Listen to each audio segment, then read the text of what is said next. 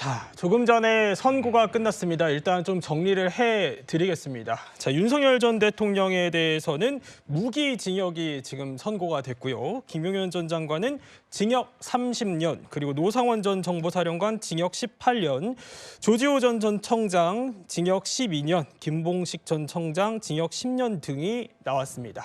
자, 윤석열 전 대통령에게 일단 장윤주 변호사. 네. 검찰은 사형을 구형했는데 일단 재판부는 무기징역을 선고했어요. 어떻게 보셨어요?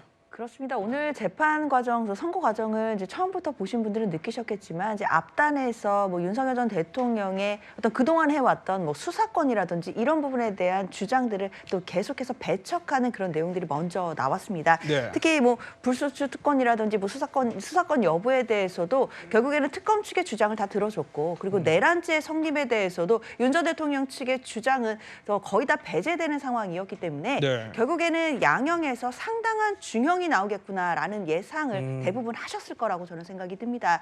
그런데 일단 재판부가 양형에 관한 부분들, 특히 뭐 공통 양형 사유도 있었지만 개별 양형 사유를 읽어 나가면서 윤 전 대통령에 대해서는 주도적으로 이 부분을 내란을 계획을 했고, 그리고 네. 많은 사람들을 관여시켰다, 이런 부분들은 불리한 양형의 참작 사유로 봤지만, 특히 이제 재판에 뭐 별다른 사유 없이 출석 거부한 것, 이런 부분들도 불리한 양형 사유로 봐야겠습니다. 그런데 다만이라고 얘기를 하면서 참작해야 되는 양형 사유에서 치밀한 계획이 없었다라는 점이라든지 물리력을 행사하는 것을 최대한 자제시키려고 했다는 점, 그리고 상대적으로 뭐 고령이라는 점, 그리고 범죄 전력이 없는 점, 이런 점들을 유리한 양형의 참작 사유로 고려를 해서 지금 구형을 사형을 했지만 사실 무기징역형으로 이제 감형을 해서 선고를 한 것으로 결국에 봐야 될 것 같거든요. 네. 그렇다고 한다면 사실 치밀한 계획이 없었던 점이라든지 아니면 물리력을 최대한 자제시키려고 했다는 점, 이런 부분들이 과연 국민 대부분의 시각에서 봤을 때 이게 유리한 참작의 요소가 될 수 있을지에 대해서는 이제부터 논란이 다시 시작되지 않을까라는 생각도 듭니다. 이 부분에 대한 이제 논란의 여지가 있다고 설명을 해주셨는데, 원영수 변호사님은 이제 조금 전에 이제 생중계에 들어가기 전에는 어떻게 보면 공소 기각 가능성까지도 열어는 두셨었어요. 근데 일단 재판부가 처음에는 공수처가 내란죄 수사가 가능하다라고 판단을 했더라고요.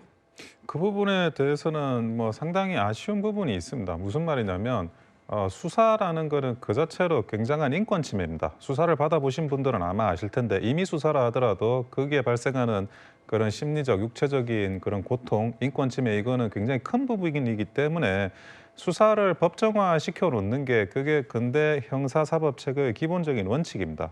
근데 그 수사권이라는 거, 특히 관할 문제, 이게 일반인들의 수사의 진행에 있어가지고 관할 부분을 굉장히 따지고 있습니다. 그런가요? 그게 네. 수사 실무인데 여기서 이제 수사권을 굉장히 예외 조항을 적용해가지고 굉장히 광범위하게 인정하고 있는 건데, 그러면 네. 과연 수사권을 법정화 시켜 놓는 그런 취지라는 게 몰각되는 그런 해석을 하고 있다고밖에 볼 수가 없고요. 그리고 특검하고 공수처의 수사권을 좀 구별해서 설치를 하고 있어요. 특검 같은 경우에는 예외적인 수사기관이기 때문에 그 수사권을 굉장히 엄격하게 따져야 되지만 네. 공수처는 그게 아니라는 식으로 이야기를 하는데, 공수처도 검찰이 가지고 있는 수사권에 대해서 예외적으로 설정해 놓은 예외적인 기관입니다. 그리고 그 수사 권한이라는 거는 그 한도 내에서 냉정하게 엄격하게 어떤 경우에도 따져야 될 문제지, 특검이 다르고 공수처가 다르다라고 하는 거는 뭐 법문의 형식이나 이런 여러 가지 보더라도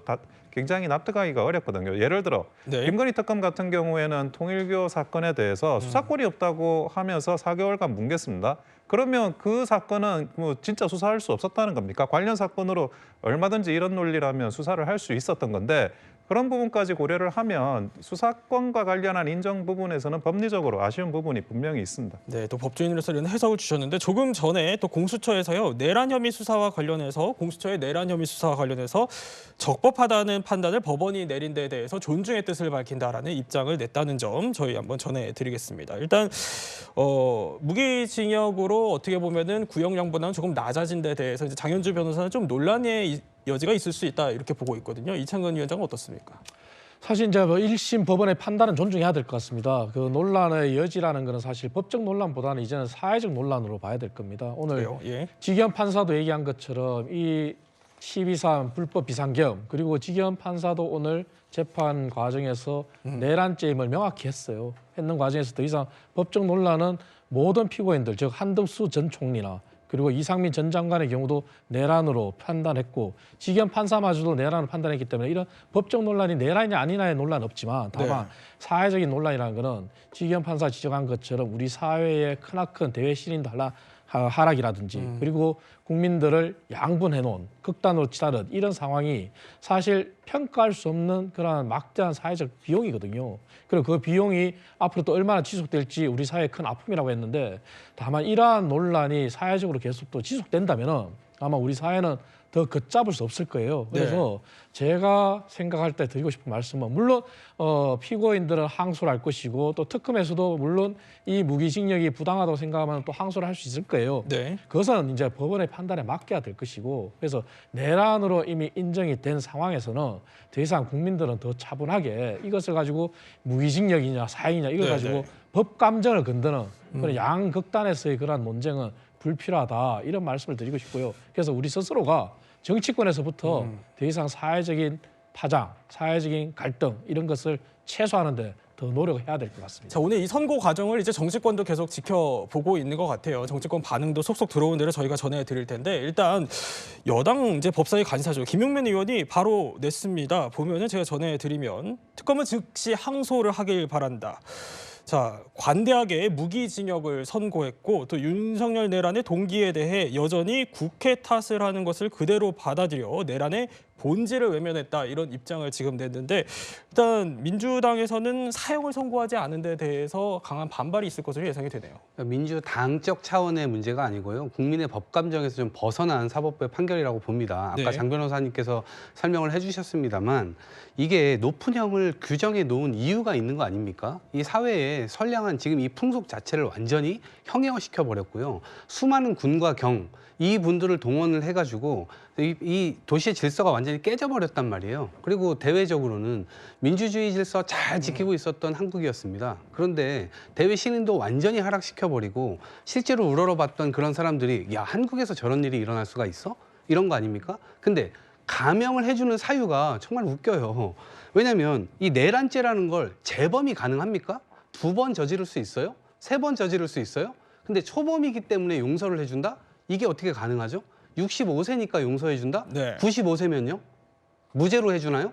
이게 말이 안 되는 겁니다. 국민들이 이 법 감정에서 도대체 저 똑똑하고 좋은 대학교 나와서 이 어려운 시험 통과하신 분들이 국민들의 법 감정 자체를 읽지 못하고 있는 자기네들끼리 짬짬이로 판결한 거 아니야? 이런 의심을 할 수밖에 없는 거예요. 이것은 정치적 반대파를 떠나서 기본적으로 민주주의 국가를 잘 하고 있었던 그 나라를 독재 국가로 한순간에 만들려고 했었던 그 상황 그리고 스스로 그 범죄에 대해서 반성도 하지 않는 저 태도를 어떻게 이런 식으로 둘 중에 하나입니다.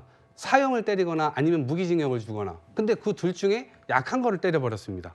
그러면 이 과정에서 국민들이 지켜보셨던 부분에 있어서는 사법부에 대한 신뢰가 지금 여전히 무너져가고 있는 상태인데 이거를 다시 드높이기에는 좀 어려워 보인다 말씀드립니다. 자, 이제 재판부가 양형 사유를 설명하면서 이제 계속 거론을 해주셨지만 뭐 여러 가지 이유를 설명을 했어요. 그러니까 윤석열 전 대통령이 범행을 직접 주도했다라고 인정을 하되 이제 또 더불어서 피고인의 출석을 여러 차례 거부를 해왔고 사과의 태도를 보이지 않았다는 점을 날카롭게 지적은 했습니다만 자, 그 뒤에 붙인 게 이제 계엄을 수행하는 그 과정 자체가 좀 치밀하지 않았고 실탄 소지나 직접적인 물리력은 또 찾아보기 어려웠다. 거기에 더해서 65세라는 윤 전 대통령의 고령인 점을 또 감안을 했거든요. 아무래도 인명피해 부분이 저는 가장 큰 거라고 생각을 하고 있습니다. 그 과정에서 설치를 한 것이 뭐 그 실탄을 장착하지 않고 했다는 부분, 그 과정 이런 것들을 고려를 한 것 같은데요. 그 이전의 판결에서는 이진관 판사 같은 경우에는 이걸 친위 쿠데타라고 좀 명확하게 규정을 했어요. 그러니까 그거는 외국례를 한번 보실 필요도 있는데 물론 지기현 판사도 이 부분에 대해서 여러 사례를 들었지만 뭐 그 부분에 대해서는 정확하게 잠시만요. 지금 윤석열 전 대통령 측 변호인단 입장 들어보겠습니다. 결론대로 내리는 판결이라면 지난 1년간 수십 회에 걸친 공판은 요식행위였습니까? 이런 재판은 왜 했습니까? 이미 내려진 결론, 특검이 정해진 결론이라면 그냥 재판 없이 선고해도 되지 않겠습니까?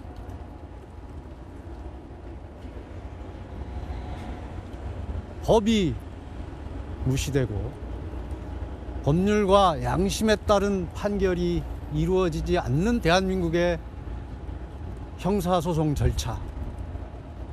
오늘 법치가 붕괴되는 현실을 보면서 향후 항소를 해야 할지, 이런 형사소송 절차를 계속 참여를 해야 될지 회의가 듭니다. 이 부분은 대통령과도 상의를 드리고 변호인들끼리도 논의를 해봐야 될 것 같습니다.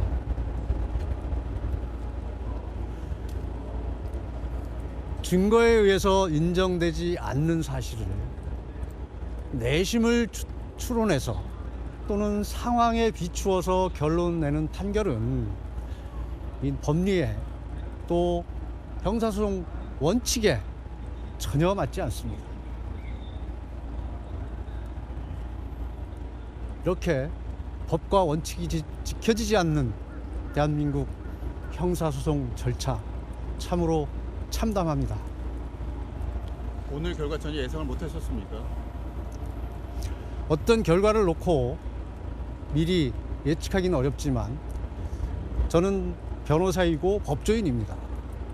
법조인의 시각에서 의견서를 내고 기록을 검토하면서 충분히 이 결과를 저희들은 상상을 했습니다.